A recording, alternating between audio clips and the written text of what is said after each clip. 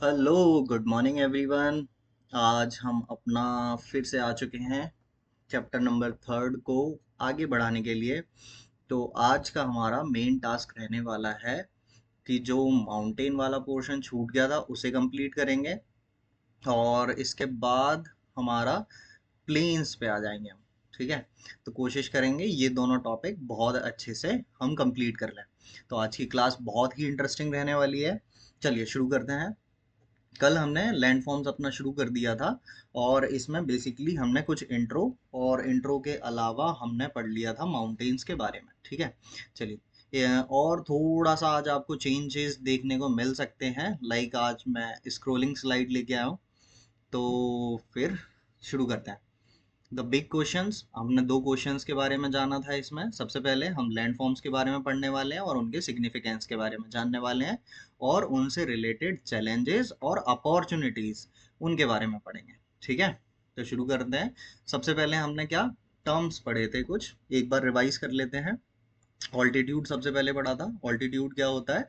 किसी भी ऑब्जेक्ट की height height from the sea level से किसी भी ऑब्जेक्ट की हाइट को हम क्या बोलते हैं? ऑल्टीट्यूड बोलते हैं।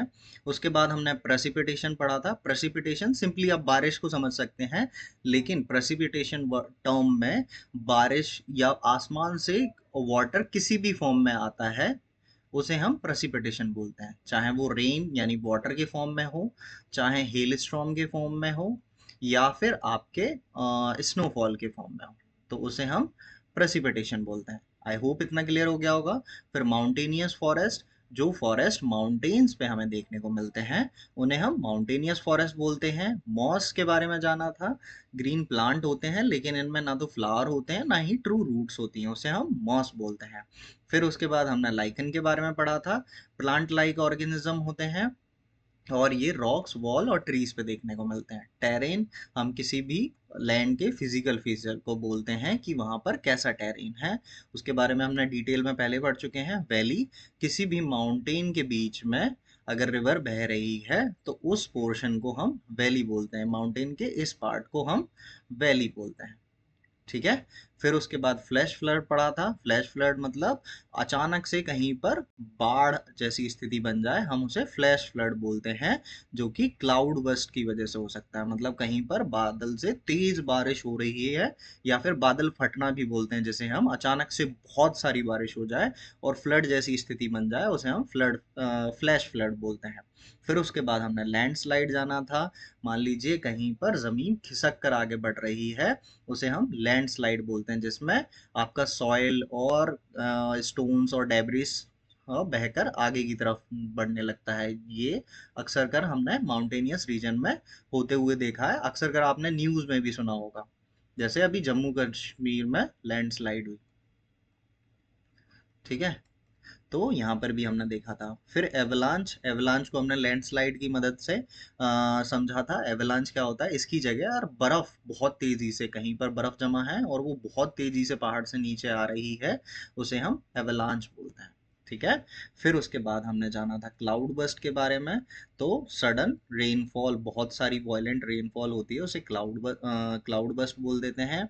और फिर सी लेवल के बारे में जाना था, कि एवरेज सरफेस से, ओशन के सरफेस से जो हम देखते हैं उसे हम मीन सी लेवल बोलते हैं। Average level of the surface of the ocean, ocean का एवरेज लेवल, जितने लेवल पे ओशियन हमें देखने को मिलता है, उसे हम मीन सी लेवल बोलते हैं। कॉन्फ्लुएंस हमने जाना था। अगर एक रिवर यहाँ से बह रही है और दूसरी यहाँ से आके मिल जाती है, तो उसे हम कॉन्फ्लुएंस बोल देते हैं। फिर रेजिलियंस जाना था, कैपेसिटी टू मीट चैलेंजेस और डिफिकल्टीज, उसे हम रेजिलियंस बोलते हैं। ठीक है, आई होप ये टर्म्स आपको सारे क्लियर हो गए होंगे। आपने मल्टीपल रिवीजन कर लिए होंगे। मैंने आपको बोला था मिनिमम 5 टाइम्स एटलीस्ट आपको रिवाइज करने थे, तो आप करके आए होंगे। फिर उसके बाद हमने इंट्रोडक्शन में जाना था, कि हम लैंड फॉर्म्स के बारे में पढ़ने वाले हैं, जिसमें मेनली हम 3 टाइप्स ऑफ लैंड फॉर्म्स के बारे में पढ़ने वाले हैं: माउंटेन, प्लेट्यू और प्लेन्स। ठीक है, माउंटेन वाला लगभग हमने कंप्लीट कर लिया था, एक पॉइंट रह गया था, उसको और कंटिन्यू करेंगे। और फिर उसके बाद इसमें हमें काफ़ी सारे फ्लोरा फोना देखने को मिल जाते हैं। ये टर्म्स आई होप आपको क्लियर हो गए होंगे। फिर उसके बाद आते हैं अपन माउंटेन्स पे। तो माउंटेन्स में भी हमने काफ़ी सारी चीज़ें पढ़ी थी, जैसे कि माउंटेन्स कैसे होते हैं, लैंड फॉर्म्स होते हैं हाइयर देन द सराउंडिंग, आसपास के सराउंडिंग से ऊंचे होते हैं, जिनमें हमने तीन फीचर भी पढ़े थे इसके: ब्रॉड बेस, स्टीप स्लोप मतलब खड़ी चढ़ाई होती है, और नैरो समिट, समिट जो टॉप होता है वो थोड़ा सा छोटा होता है। और इसी के छोटे भाई के बारे में भी हमने पढ़ा था, कंपैरेटिवली ये सारी चीज़ें यहाँ पर छोटी होती हैं और उसे हम हिल बोल देते हैं। फिर उसके बाद हमने इस पिक्चर में जाना था आपके प्लेट्यू, आपके प्लेन्स और आपके माउंटेन्स के बारे में। और एक और चीज पढ़ी थी, भूल गए कि याद है? Mountain ranges. ठीक है। तो माउंटेन रेंजेस मतलब बहुत सारे माउंटेन एक ही चेन में हमें देखने को मिलते हैं, तो उसे हम माउंटेन रेंजेस बोल देते हैं। फिर उसके बाद हमने कुछ बहुत अपनी दुनिया के सबसे बड़े माउंटेन्स के बारे में पढ़ा था, जिनमें हमने माउंट एवरेस्ट के बारे में जाना, माउंट एकांकागुआ के बारे में जाना, फिर आपको माउंट किलिमंजारो, माउंट ब्लांक और माउंट कंचनजंगा और माउंट अनेमुड़ई के बारे में जाना। ठीक है, अनईमुड़ी। ठीक है, इनके बारे में हम पढ़ चुके थे। फिर इनकी कंपैरेटिवली हाइट देखी थी एक दूसरे के कंपैरिजन में कि कौन कितना ऊंचा है और किसकी हाइट थोड़ी सी कम देखने को मिलती है। ठीक है। फिर उसके बाद हम आए थे अपने कुछ इंपॉर्टेंट पॉइंट्स जाने।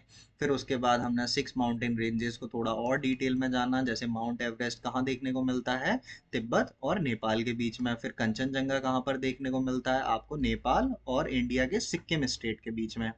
फिर माउंट अकांकागुआ आपको साउथ अमेरिका में देखने को मिलता है। फिर माउंट किलिमंजारो आपको अफ्रीका में देखने को मिलता है। फिर माउंट ब्लांक आपको एल्प्स पे यूरोप में देखने को मिलता है। फिर अनाईमुड़ी आपके साउथ इंडिया का हाईएस्ट माउंटेन पीक है, जिसे अनाई पीक भी बोलते हैं।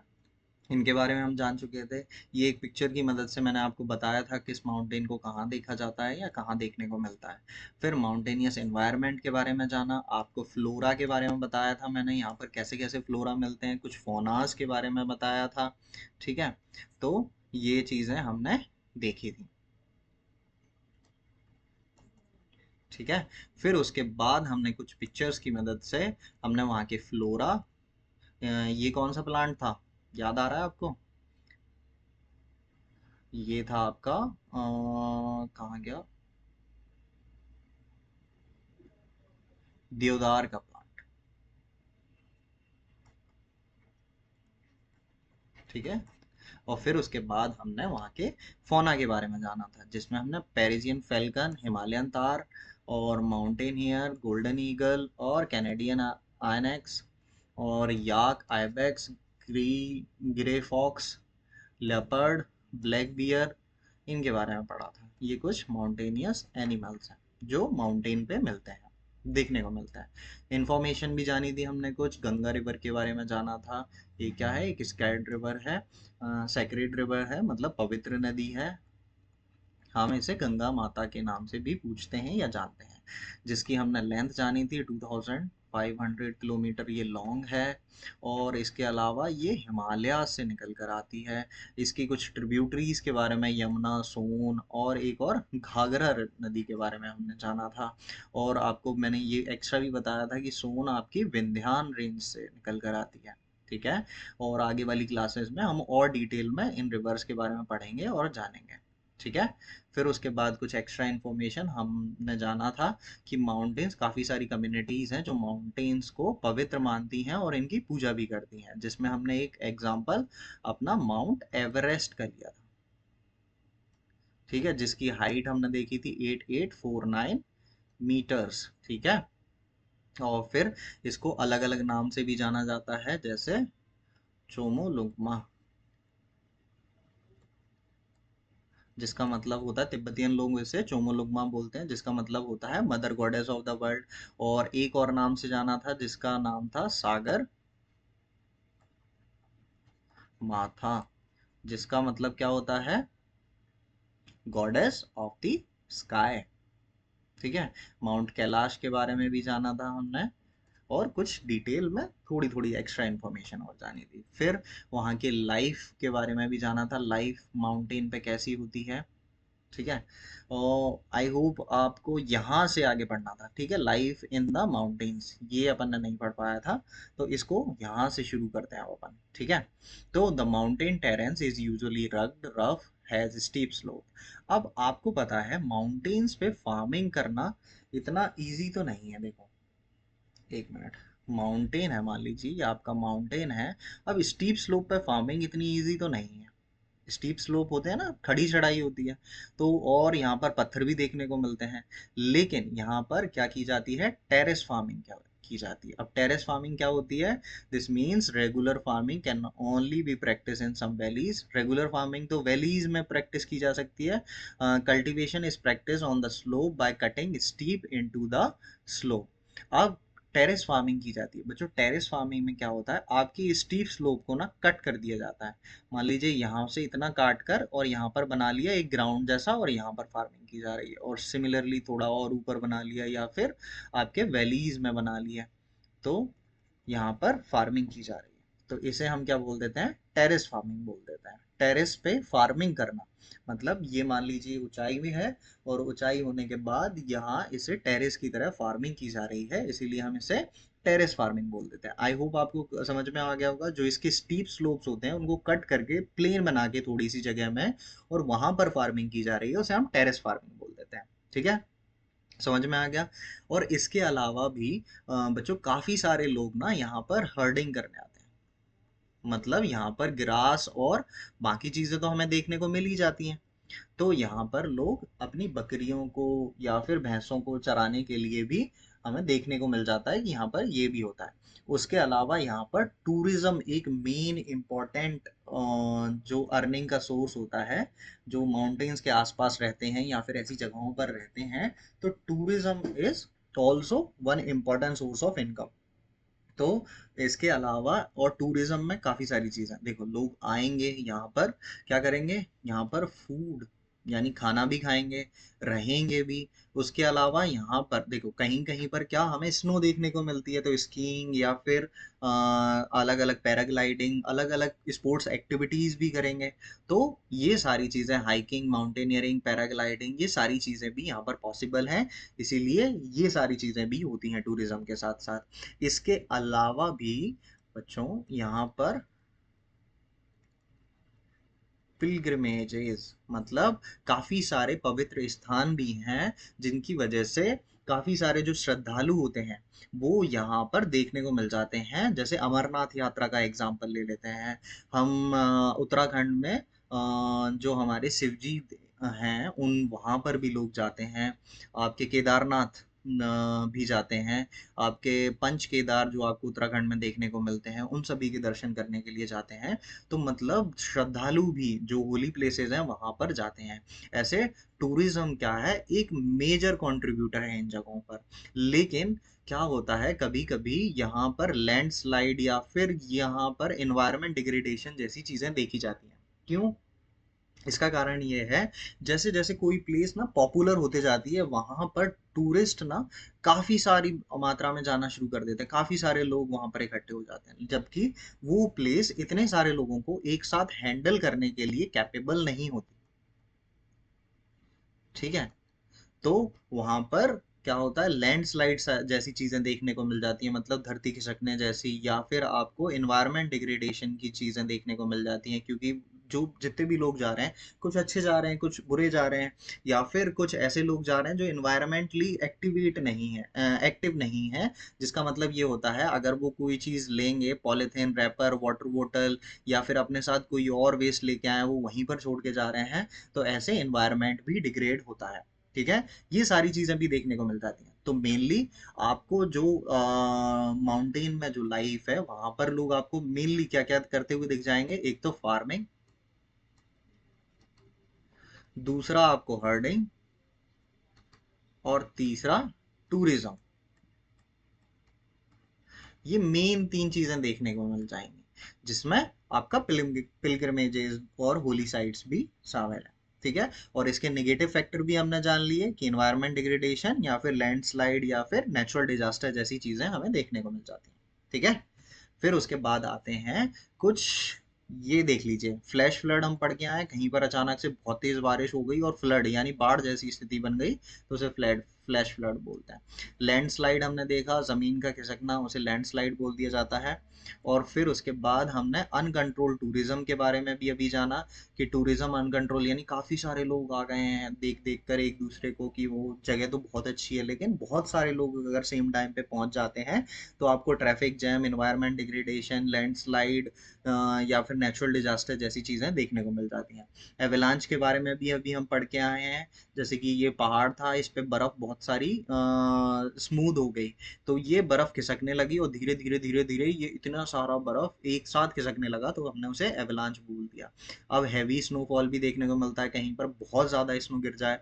क्लाउड बस्ट जैसी स्थिति भी देखने को मिलती है, कि कहीं पर बादल फटना। बादल फटने का सिंपल सा मतलब होता है कि बहुत सारी बारिश एक साथ होने लग जाए, बहुत सारा पानी एक जगह एक साथ बरसने लग जाए, उसे हम क्लाउड बस्ट बोल देते हैं।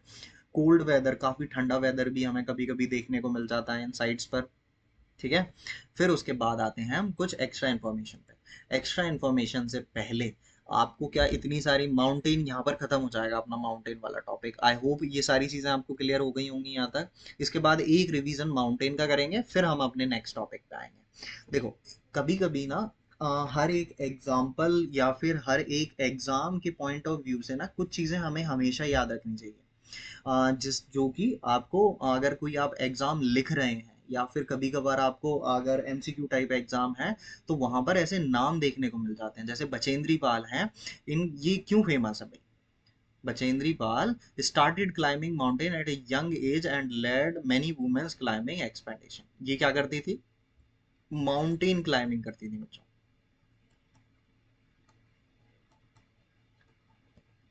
तो पहले तो ये नाम ही याद रखेंगे। देखो, एक्स्ट्रा इन्फॉर्मेशन है, अगर आप सिक्स क्लास में हैं तो शायद आपके लिए उतनी इंपॉर्टेंट नहीं है, बट जो बच्चे किसी कंपटीशन की तैयारी कर रहे हैं या कहीं और इंपॉर्टेंट एग्जाम की तैयारी कर रहे हैं, उनके लिए ऐसे एग्जाम्पल काफ़ी काम आते हैं। देखो, दो पर्सपेक्टिव से, एक तो अगर माउंटेन या फिर ऐसे चीज़ों से या फिर टूरिज्म पे क्वेश्चन आता है, तो आप ऐसे एग्जाम्पल कोट कर सकते हैं।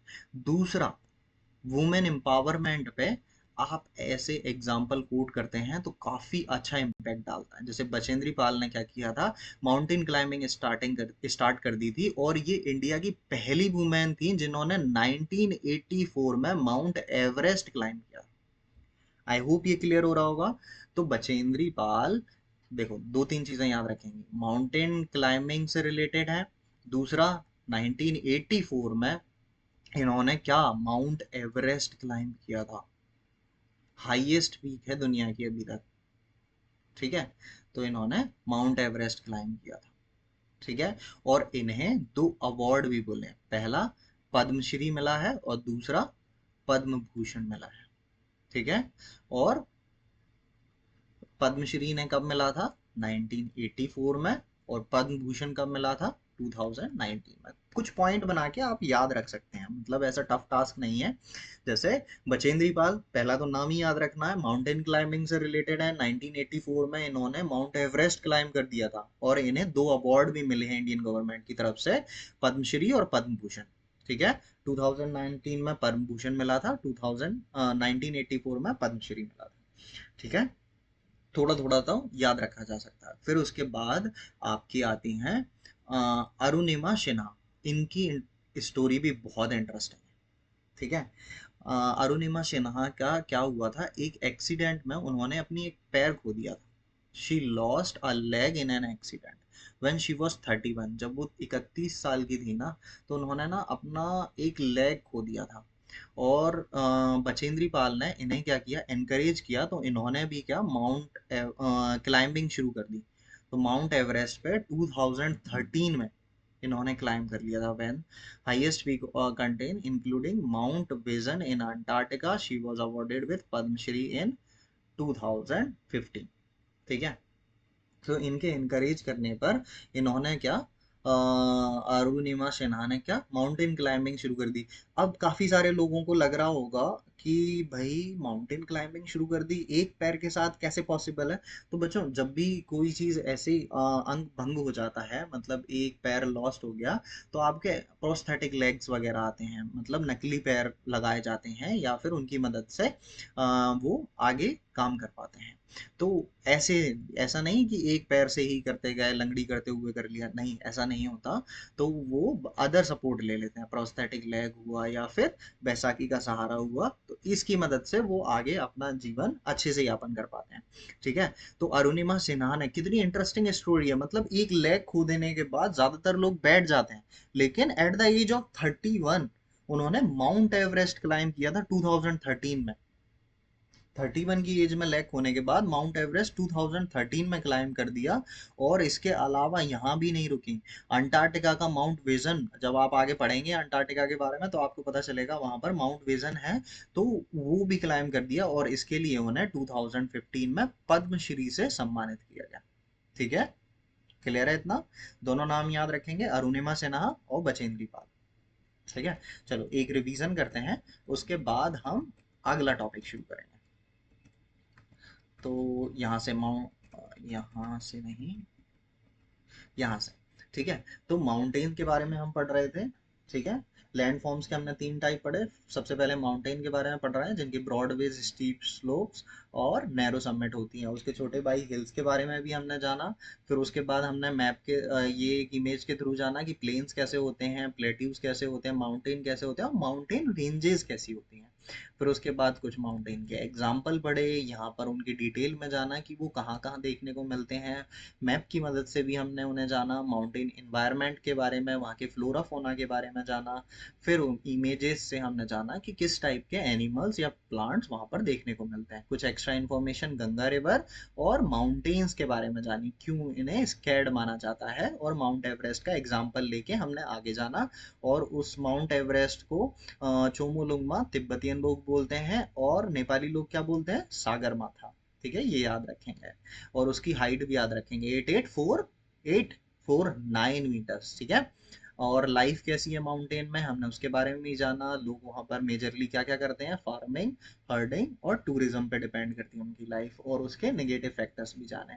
फिर एक इमेज की मदद से और हमने डिटेल में समझने की कोशिश की। फिर उसके बाद हमने बचेंद्री पाल और अरुणिमा सिन्हा की स्टोरी जानी। ठीक है, बचेंद्री पाल ने माउंट एवरेस्ट 1984 में, जहां पर लड़कियों को बाहर निकलने नहीं दिया जाता था, तब वुमेन इतनी एम्पावर भी नहीं थी, तब उन्होंने 1984 में माउंट एवरेस्ट क्लाइम कर लिया था, जिसके लिए इंडियन गवर्नमेंट ने उन्हें पद्मश्री और पद्म भूषण से सम्मानित किया था। और उन्होंने अपनी जैसी महिला अरुणिमा सिन्हा को भी, जिन्होंने अपनी लेग खो दी थी, उन्हें भी एनकरेज किया कि वो भी माउंट एवरेस्ट क्लाइम कर सकती हैं। तो उन्होंने 2013 में माउंट एवरेस्ट क्लाइम किया। और उसके अलावा माउंट विजन भी क्लाइम किया, विंसन सॉरी, माउंट विंसन भी क्लाइम किया, जो कि अंटार्कटिका में है। और इसके लिए उन्हें पद्मश्री से सम्मानित किया गया, कब, 2015 में। आई होप इतनी डिटेल आपको क्लियर हो गई होगी। नेक्स्ट टॉपिक की ओर बढ़े। नेक्स्ट टॉपिक है अपना प्लेट्यूज। अब प्लेट्यूज को मेन देखो, बहुत इजी टॉपिक है, लेकिन कभी कभी क्या होता है ना, हम ना वर्ड्स में कंफ्यूज हो जाते हैं, माउंटेन, प्लेट्यूज, प्लेन्स। तो प्लेट्यूज आप इमेजिन कीजिए, आपके रूम में ना काफी सारी चीजें रखी हुई हैं, जिसमें से एक ये क्या है, एक ये टेबल है जिसके 4 पैर हैं, शायद उतनी अच्छी नहीं बनाई मैंने, लेकिन समझने की कोशिश करेंगे कॉन्सेप्ट से। मान लीजिए ये एक टेबल है, तो ये क्या है, बाकी जमीन जैसी ही है, बट ये थोड़ी सी, ये जमीन पे ही रखी है लेकिन ये थोड़ी सी ऊंची हो गई है। तो बेसिकली हम अगर ऑन ग्राउंड इस चीज को देखें कि कहीं पर जमीन प्लेन है, लेकिन कहीं पर आपको ऐसे ऊंची उठी हुई और काफी लंबा एरिया ऐसे देखने को मिल जाता है, तो हम उसे क्या बोल देते हैं, प्लेट्यू बोल देते हैं। समझ में आया, टेबल जैसा। टेबल से समझ में आ गया होगा। चलिए थोड़ा सा इसमें देख लेते हैं। A plateau is a land form rises up from surrounding land, मतलब आस पास की जमीन से उठा हुआ होता है, हैज मोर और लेस फ्लैट सरफेस, मतलब वहां फ्लैट सरफेस देखने को मिल जाती है। फ्लैट सरफेस होती है टेबल की भी, हमने ये भी देखा था फिजिकल ग्राउंड पे। तो फ्लैट सरफेस, और कुछ साइड इसकी स्टीप स्लोप्स भी हो सकते हैं, कहीं पर ऐसे खड़ी चढ़ाई भी हमें देखने को मिल सकती है। ठीक है। Like mountain plateaus can be young और old in terms of earth history. Two example of plateau, अब प्लेट्यू के कुछ एग्जाम्पल हमें तिब्बतियन प्लेट्यू देखने को मिल जाता है, जो कि हमारे वर्ल्ड का सबसे लार्जेस्ट और हाईएस्ट प्लेट्यू, तिब्बतियन प्लेट्यू। ठीक है। उसके अलावा हमें डेक्कन प्लेट्यू भी देखने को मिल जाता है। ठीक है। ये दोनों हमें देखने को मिल जाते हैं। एक बहुत अच्छे एग्जाम्पल है डेक्कन प्लेट्यू, आपका लावा प्लेट्यू भी बोलते हैं इसे, क्योंकि ये लावा से बना है। इसके लावा से बना है मतलब जब हमारी लैंड मूव कर रही थी तो इसके पास में एक वॉल्केनिक इरप्शन हुआ, जिसकी वजह से यहाँ पर बहुत सारा लावा बहकर इस जमीन पर आ गया।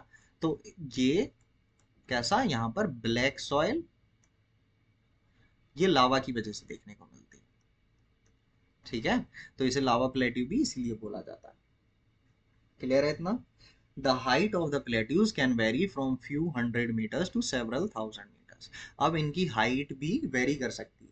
मान लीजिए कुछ 100 मीटर्स ऊंचे भी हो सकते हैं, लेकिन कुछ और ज्यादा मीटर्स ऊंचे भी हो सकते हैं, मतलब 1000 मीटर ऊंचे भी हो सकते हैं। और प्लेट्यूज क्या है, plateaus are rich in mineral deposit. Plateaus में मिनरल्स ज्यादा होते हैं और store house of the mineral भी इन्हें कहा जाता है। ठीक है। क्या कहा जाता है, store house of the mineral भी कहा जाता है। अब इसके अलावा माइनिंग एक मेजर एक्टिविटी है प्लेट्यूज में, जो हमें देखने को मिलती है। जैसे वर्ल्ड की जो लार्जेस्ट माइन है, जो कि हमें ईस्ट अफ्रीकन प्लेट्यू में देखने को मिलती है, वो किस लिए फेमस है? गोल्ड और डायमंड के लिए, हीरे और सोने के लिए फेमस है। ठीक है। ईस्ट अफ्रीकन प्लेट्यू में हमें जो माइन देखने को मिलती है, वो किस लिए फेमस है? गोल्ड और डायमंड के लिए फेमस है। ठीक है। और इंडिया के पास इंडियन प्लेट्यू में जो छोटा नागपुर प्लेट्यू है, उसमें आयरन, कोल, मैग्नीज जैसे रिजर्व देखने को मिलता है। अब इन्हें निकालने के लिए हमें क्या करनी पड़ती है? माइनिंग करनी पड़ती है। माइनिंग करके ही तो निकालेंगे, खोद कर ही तो निकालेंगे। ठीक है। तो प्लेट्यूज आपको समझ में आया, फ्लैट सरफेस होती है, आसपास की सराउंडिंग से ऊंचा उठा हुआ होता है। इसके दो एग्जाम्पल पढ़े, जिसमें हमने सबसे बड़े प्लेट्यू, सबसे हाईएस्ट वाले प्लेट्यू के बारे में जाना, जो कि है आपका तिब्बतियन प्लेट्यू।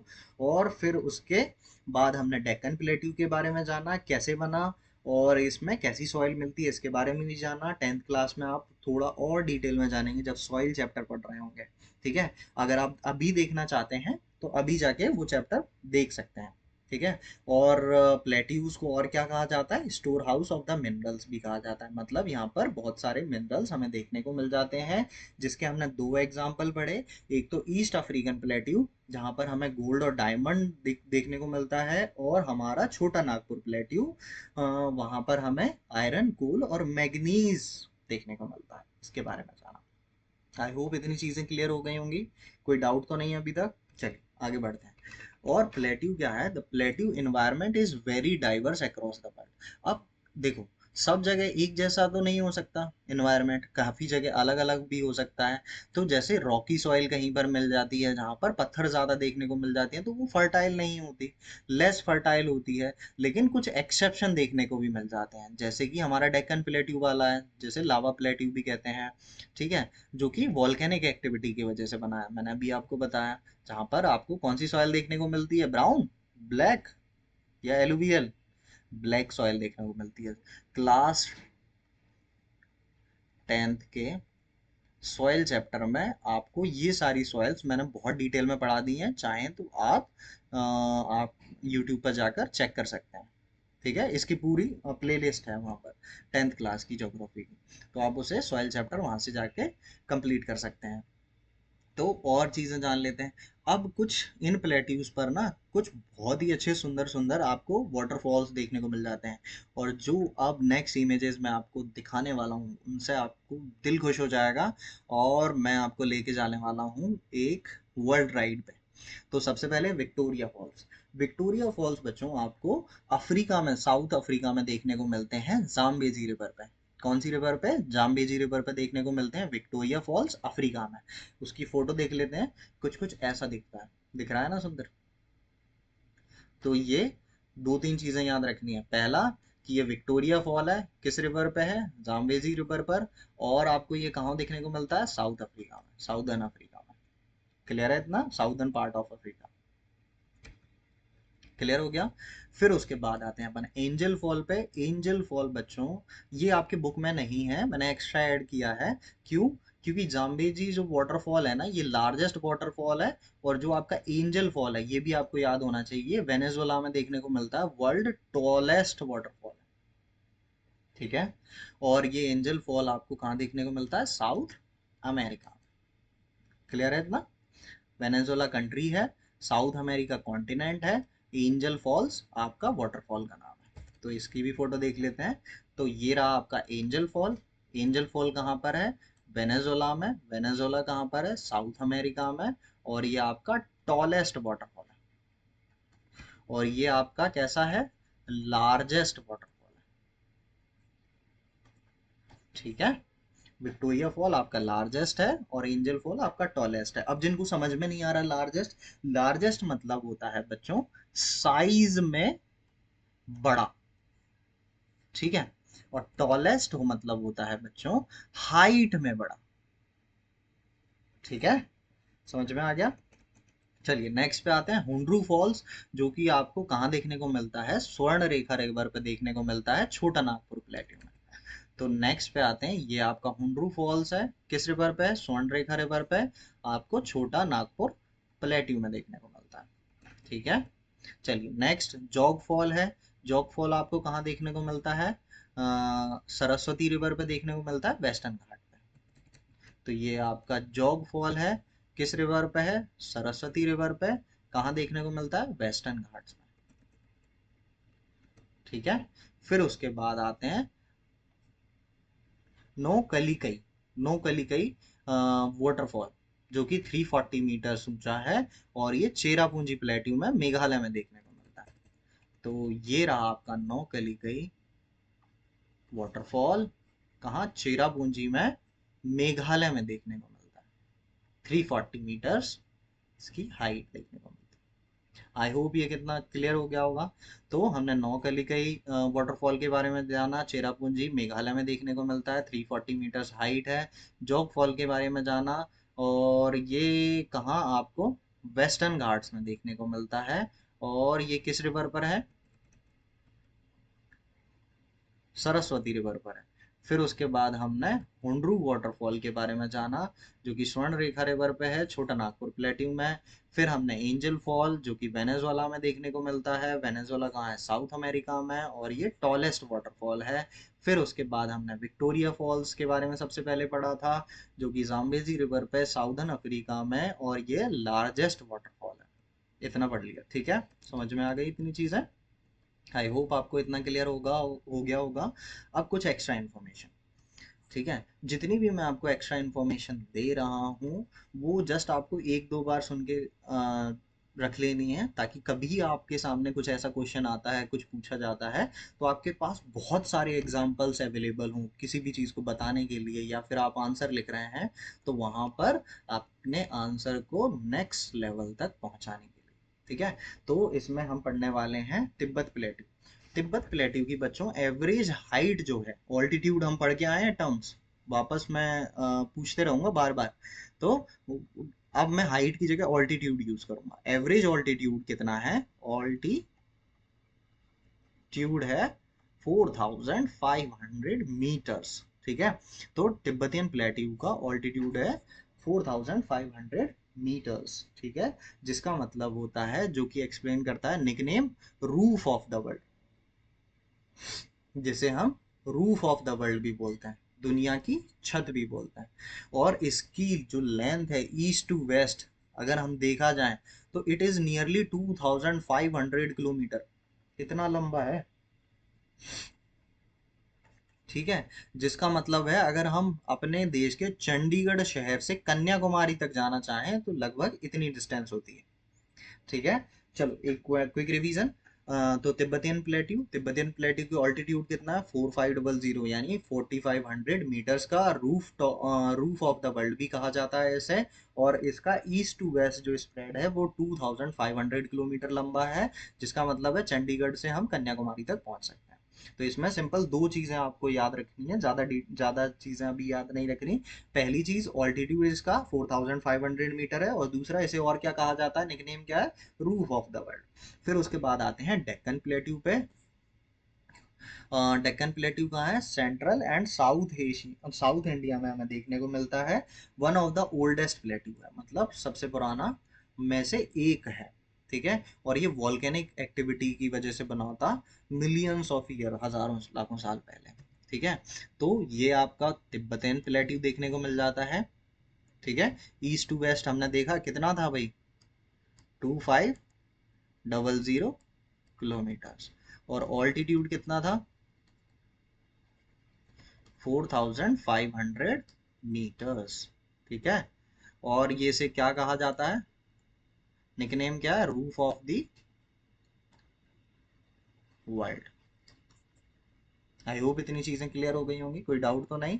चलिए, जब ये देख ही लिया है तो डेक्कन प्लेट्यू भी देख लीजिए। तो डेक्कन प्लेट्यू आपको हमारे इंडिया के, हमारे प्यारे भारत देश के इस पोर्शन में देखने को मिलता है, सेंट्रल और साउदर्न पार्ट, ठीक है। चलिए, प्लेन्स पे आ गए हैं, तो इससे पहले हम क्या करेंगे, एक क्विक रिवीजन करेंगे शुरू से अभी तक का, ठीक है। तो एक फास्ट फास्ट रिवीजन करते हैं, और आज की क्लास यहीं पर ओवर करेंगे।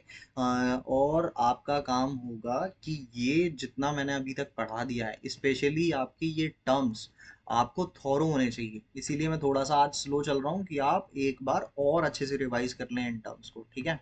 तो सबसे पहले हमने जाना लैंड फॉर्म्स के बारे में, जिसमें हम तीन टाइप के लैंड फॉर्म पढ़ रहे हैं, माउंटेन्स, प्लेट्यूज और प्लेन्स। फिर उनसे जुड़े चैलेंजेस और अपॉर्चुनिटीज़ के बारे में, फिर उसके बाद हमने कुछ पढ़े इंपॉर्टेंट टर्म्स, जिसमें altitude, precipitation, mountain forest, moss, lichen, terrain, valley, flash flood, landslide, avalanche, cloud, sea level, confluence और रेजिलेंस के बारे में जाना। फिर इंट्रोडक्शन में हम थोड़ी बेसिक नॉलेज ली। फिर उसके बाद हम आए माउंटेन्स पर, माउंटेन के फीचर जाने हमने सबसे पहले। फिर उसके बाद हमने हिल्स के बारे में भी थोड़ी सी जानकारी ली। फिर उसके बाद हमने इमेज में देखा कि माउंटेन, प्लेन और प्लेट्यू दिखते कैसे हैं। फिर उसके बाद हमने इनके फोटोज देखे, Mount Everest, Mount Aconcagua, Mount Kilimanjaro, Mount Blanc, Mount Kanchenjunga, Mount Anamudi, और फिर उनके रिलेटिव हाइट्स देखी हमने। फिर उसके बाद हमने और डिटेल में जाना इन 6 माउंटेन्स के बारे में कि ये कहाँ कहाँ हमें देखने को मिलते हैं। फिर उसके बाद हमने इमेज में भी देखने की कोशिश की थी। फिर उसके बाद आया माउंटेन पे एनवायरनमेंट, यानी फ्लोरा फौना हमें कैसा देखने को मिलता है। उसके बाद हमने देवदार के पेड़ देखे। फिर उसके बाद हमने कुछ बर्ड्स, एनिमल्स देखने की कोशिश की कि वहाँ पर कैसे कैसे बर्ड्स और एनिमल्स मिलते हैं। कुछ एक्स्ट्रा इन्फॉर्मेशन जानी, जिसमें हमने गंगा रिवर के बारे में, माउंटेन्स के बारे में, और क्या क्या एक्स्ट्रा इन्फॉर्मेशन जानी आज हमने। हाँ, बचेंद्री पाल के बारे में, एक ए से भी नाम था, याद कीजिए क्या नाम था, याद कीजिए जब तक वो नहीं आता, ठीक है। उसके अलावा क्या इन्फॉर्मेशन पढ़ी हमने, तिब्बतियन प्लेट्यू, और एक डी से भी नाम था, कौन सा प्लेट्यू था वो दोनों याद कीजिए तब तक, जब तक हम वहाँ नहीं पहुँचते। फिर उसके बाद हमने लाइफ इन द माउंटेन्स के बारे में पढ़ा, जिसमें हमने फार्मिंग, हर्डिंग, टूरिज्म के बारे में जाना, उससे जुड़े चैलेंजेस के बारे में भी पढ़ा। फिर उसके बाद हमने एक इमेज के माध्यम से और जाना कि वहाँ पर कैसे कैसे ये सारी चीज़ें देखने को मिलती हैं, ताकि हमारा विज़न और क्लियर हो पाए। फिर हमने बचेंद्री पाल और अरुणिमा सिन्हा के बारे में जाना। बचेंद्री पाल माउंटेन क्लाइंबिंग करती थी, 1984 में इन्होंने माउंट एवरेस्ट को क्लाइंब कर लिया था, पद्मश्री पद्म भूषण से सम्मानित हैं ये। अरुणिमा सिन्हा, जिनकी एक लेग उन्होंने खो दी थी 31 ईयर की एज में, उन्होंने भी माउंट एवरेस्ट क्लाइम किया 2013 में, ठीक है। और फिर माउंट विंसन भी किया है। माउंट विंसन कहाँ देखने को मिलता है, अंटार्कटिका में, और इन्हें पद्मश्री से 2015 में सम्मानित किया गया। फिर हमने प्लेट्यूज के बारे में जाना। प्लेट्यूज क्या, फ्लैट लैंड सरफेस होती हैं, जो कि बाकी आसपास की ज़मीन से ऊपर उठ चुकी होती हैं। टेबल के एग्जांपल से हमने समझने की कोशिश की, और हमने कुछ बड़े प्लेट्यूज का एग्जांपल भी पढ़ा यहाँ पर, जिसमें हमने तिब्बतियन प्लेट्यू और डेक्कन प्लेट्यू के बारे में पढ़ा। और फिर इसके बाद जाना कि प्लेट्यू क्या होते हैं, यहाँ पर मिनरल्स बहुत सारे पाए जाते हैं, तो store house of the minerals भी कहा जाता है। फिर हमने ईस्ट अफ्रीकन प्लेट्यू के बारे में जाना, और छोटा नागपुर प्लेट्यू के बारे में जाना। ईस्ट अफ्रीकन प्लेट्यू में हमें गोल्ड और डायमंड देखने को मिलता है, और छोटा नागपुर प्लेट्यू में हमें आयरन, कोल और मैग्नीज देखने को मिलता है। फिर हमने जाना कुछ एक्सेप्शन और कहीं कहीं पर रॉकी सॉइल भी देखने को मिलती है। कुछ एक्सेप्शन के बारे में जाना कि हर ज़मीन फर्टाइल भी नहीं होती, लेकिन कुछ एक्सेप्शन पढ़े हमने डेक्कन प्लेट्यू के रूप में, जहाँ पर वॉल्केनिक इरप्शन की वजह से वहाँ की सॉइल कैसी है, ब्लैक सॉइल है और फर्टाइल है।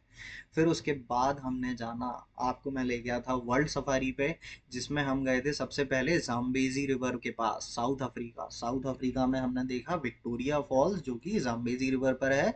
और हमने जाना कि ये दुनिया का सबसे बड़ा या लार्जेस्ट वाटरफॉल है। फिर उसके बाद हम गए थे एंजल फॉल के पास, जो कहाँ मिलता है, किस कंट्री में है, वेनेजुएला में। वेनेजुएला, आपको मैं पूछूं कि वेनेजुएला आपको किस कॉन्टिनेंट में देखने को मिलता है, तो साउथ अफ्रीका में आपको देखने को मिलता है। और ये कैसा कैसा वाटरफॉल है, टॉलेस्ट वाटरफॉल है। फिर हम हुंड्रू वाटरफॉल पे आए। हुंड्रू वाटरफॉल कहाँ देखने को मिलता है, स्वर्णरेखा रिवर पे, छोटा नागपुर प्लेट्यू में। फिर उसके बाद हमने जोग फॉल के बारे में जाना, ये किस रिवर पर है, वेस्टर्न घाट पर देखने को मिलता है। और रिवर का नाम क्या था, साबरमती, सारावती रिवर, ठीक है, सारावती रिवर पे देखने को मिलता है। फिर उसके बाद हाँ हम थे नोकल कई, नू कल कली कई, नू कली कई फॉल्स पर, जिसको हमने कहाँ देखा था, चेरापूंजी मेघालय में। और जिसकी हाइट हमने, हाइट सॉरी हाइट नहीं, अब मैं ऑल्टीट्यूड टर्म्स का यूज़ करूंगा, क्योंकि आपको अब ऑल्टीट्यूड से आप फेमिलियर हो चुके हैं। जिसका ऑल्टीट्यूड हमें क्या देखने को मिलता है, 340 मीटर्स देखने को मिलता है। फिर उसके बाद हमने जानी कुछ एक्स्ट्रा इन्फॉर्मेशन तिब्बतियन प्लेट्यू के बारे में, छोटा नागपुर, सॉरी तिब्बतियन प्लेट्यू के बारे में, जिसे हम रूफ ऑफ द वर्ल्ड भी कहते हैं, जिसका ऑल्टीट्यूड 4500 मीटर्स था। ईस्ट टू वेस्ट अगर लेंथ देखी जाए तो 2500 किलोमीटर्स लॉन्ग है, समझ रहे हैं आप, 2500 किलोमीटर लंबा। फिर उसके बाद हमने डेक्कन प्लेट्यू के बारे में जाना और पढ़ा कि Deccan plateau one of the oldest plateau है, ठीक है। और ये वॉल्केनिक एक्टिविटी की वजह से भी बना है। और डेक्कन प्लेट्यू में कैसी सॉइल देखने को मिलती है, ये भी पढ़ा है हमने, ब्लैक सॉइल देखने को मिलती है। ब्लैक सॉइल पे क्या होता है, कॉटन होता है। डिटेल में हम कहाँ पढ़ेंगे, 10th क्लास की जो प्लेलिस्ट डली हुई है चैनल पर, उसमें हम देख लेंगे, ठीक है। फिर उसके बाद हमने देखा फोटो में कि ये कहाँ पर देखने को मिलता है, ये तिब्बतियन प्लेट्यू यहाँ देखने को मिलता है, ये अपना प्यारा भारत, और ये चाइना वाला पोर्शन और ये तिब्बत वाला पोर्शन, तो यहाँ पर हमें देखने को मिलता है। फिर उसके बाद हम आए डेक्कन प्लेट्यू भी हमने इमेज की मदद से देखा, ये हमारा प्यारा भारत देश का नक्शा। कभी भी एक चीज़ मैं बीच में आपको इंटरप्ट कर रहा हूँ, sorry to interrupt everyone, but एक चीज़ हमेशा याद रखेंगे, ये ना इंडिया का कंप्लीट मैप नहीं है। आपको यहाँ पर लक्षद्वीप और यहाँ पर अंडमान निकोबार ये देखने को मिलता है। जब भी आप नेक्स्ट टाइम इंडिया मैप देखें तो ये कंप्लीट मैप है, ठीक है। और हम अभी तक पढ़ चुके हैं इंडिया के पास क्या है, 1300 से ज़्यादा आइलैंड्स देखने को मिलते हैं, ठीक है। आइलैंड के बारे में हम पढ़ चुके हैं, एक ज़मीन का ऐसा टुकड़ा जो चारों तरफ पानी से घिरा हुआ, ठीक है। तो इंडिया का अब कंप्लीट मैप है, समझ में आ गया, ठीक है। अब प्लेन्स प्लेन्स हम पढ़ेंगे नेक्स्ट लेक्चर में। तब तक के लिए स्टे ट्यून, पढ़ते रहिए, continuous revision, please please please, revision is the key to success. अगर आपने पढ़ा हुआ रिवाइज नहीं किया तो सब कुछ क्या हो जाएगा, वैनिश हो जाएगा, सब उड़ जाएगा, पता ही नहीं चलेगा कि कहाँ चला गया सारा। जैसे गधे के सर से सींग चले गए ना, वैसे ये सारी चीज़ें चली जाएंगी। तो जितना हो सके मल्टीपल रिवीजन, ठीक है, मल्टीपल रिवीजन कर लीजिए लेक्चर्स को। आप अगर सो रहे हैं, वॉक कर रहे हैं, कुछ खा रहे हैं, तो 5 टाइम्स देख लीजिए। और देखना ही नहीं है, इनको बंद करके आपको क्या करना है, फिर रिकॉल करना है कि कितना याद रह रहा है आपको पढ़ने के बाद, ठीक है। इससे आपको पता चलेगा कि एग्जैक्टली आपको कहाँ वर्क करने की ज़रूरत है। क्या आप रिकॉल कर पा रहे हैं तो ध्यान से सुना है, नहीं रिकॉल कर पा रहे हैं तो ध्यान से नहीं सुना है, तो मोर फोकस फोकस की ज़रूरत है, ठीक है। तो और एक और चीज़ मैंने अभी तक नहीं बोली बट अब बोल रहा हूँ, please like share subscribe and जय हिंद जय भारत। आज की क्लास यहीं ओवर करते हैं, थैंक यू।